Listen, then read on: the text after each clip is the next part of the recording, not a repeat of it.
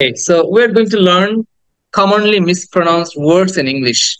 In class 1, I'm going to repeat 10 sounds, that means 10 words.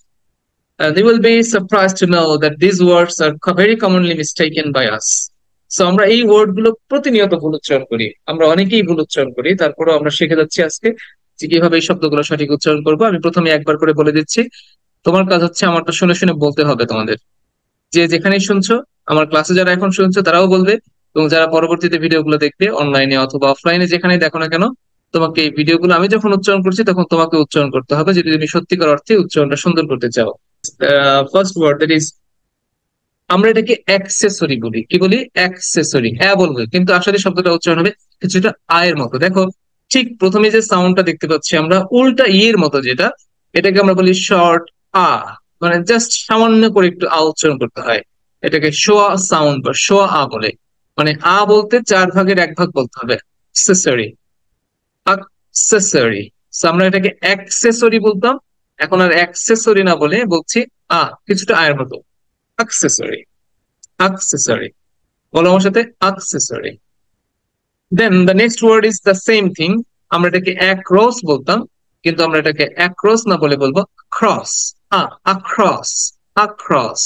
Just short then ক্ষয়ের উপর একটা stress চিহ্ন আছে, এটাকে একটু স্ট্রেস দিব। across, across. এই আটাকে আবার টেনে বলা যাবে না, অনেক দীর্ঘক্ষণ বলা যাবে না, তাহলে ভুল হবে। এটাকে শোয়া সাউন্ড, 4 ভাগের 1 ভাগ উচ্চারণ করতে হয়। across, across.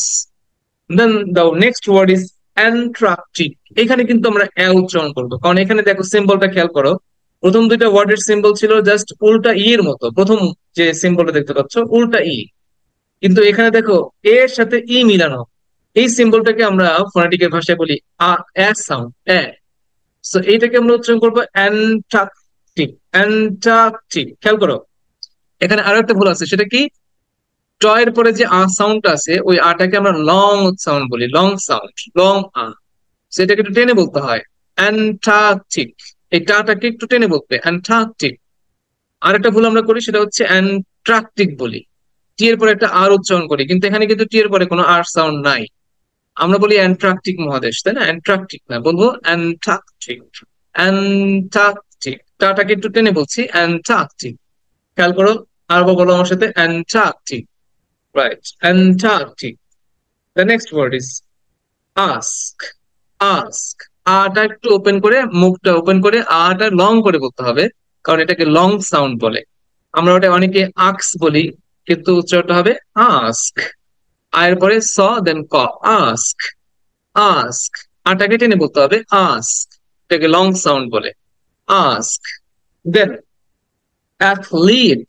আমরা এটাকে অ্যাথলেট বলে অভ্যস্ত, বাট আমরা অ্যাথলেট বলবো না, বলবো অ্যাথলিট, অ্যাথলিট।